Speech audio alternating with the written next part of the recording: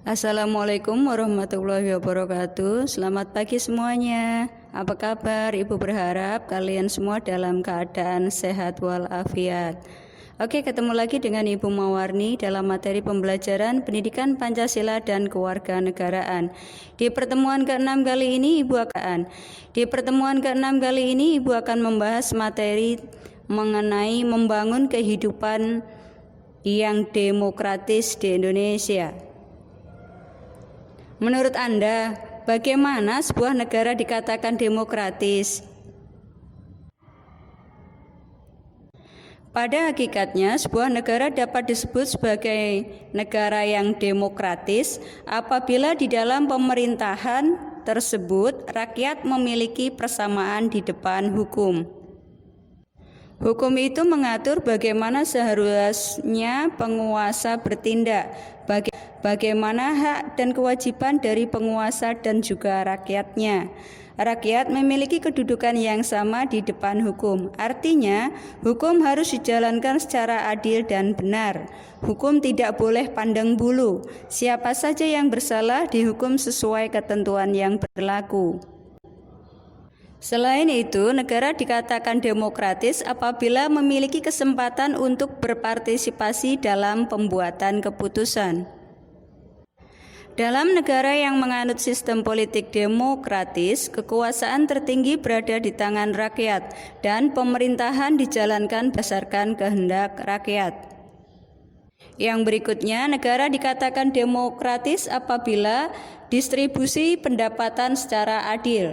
Dalam negara demokrasi, semua bidang dijalankan dengan berdasarkan prinsip keadilan termasuk di dalam bidang ekonomi. Semua warga negara memperoleh pendapatan yang layak. Pemerintah wajib memberikan bantuan kepada fakir dan miskin atau mereka yang berpendapatan rendah.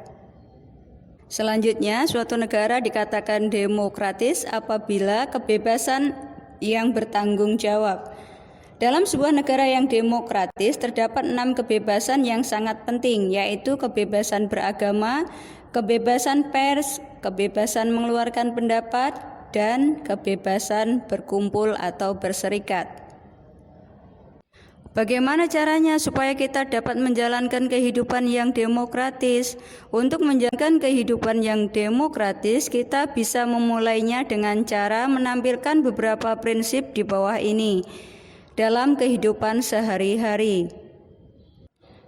Misalnya, membiasakan diri untuk berbuat sesuai dengan aturan main atau hukum yang berlaku, bertindak demokratis dalam segala hal, menyelesaikan persoalan dengan musyawarah, dan membiasakan diri untuk mengadakan perubahan secara damai dan tidak dengan kekerasan.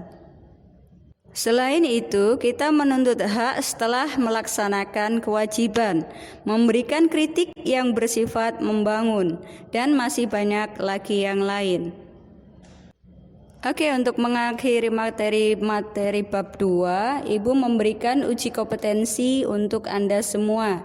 Ada 5 soal yang Ibu sajikan. Yang pertama, apa yang dimaksud dengan demokrasi? Ya, jelaskan macam-macam demokrasi. Yang ketiga, jelaskan bahwa nilai demokrasi Pancasila lebih unggul jika dibandingkan dengan demokrasi lainnya.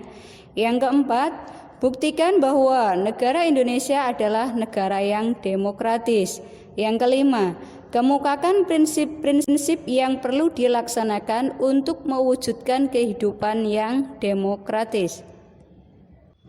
Kerjakan di buku tugas Pendidikan Pancasila dan Kewarganegaraan dan dikumpulkan segera. Terima kasih. Wassalamualaikum warahmatullahi wabarakatuh.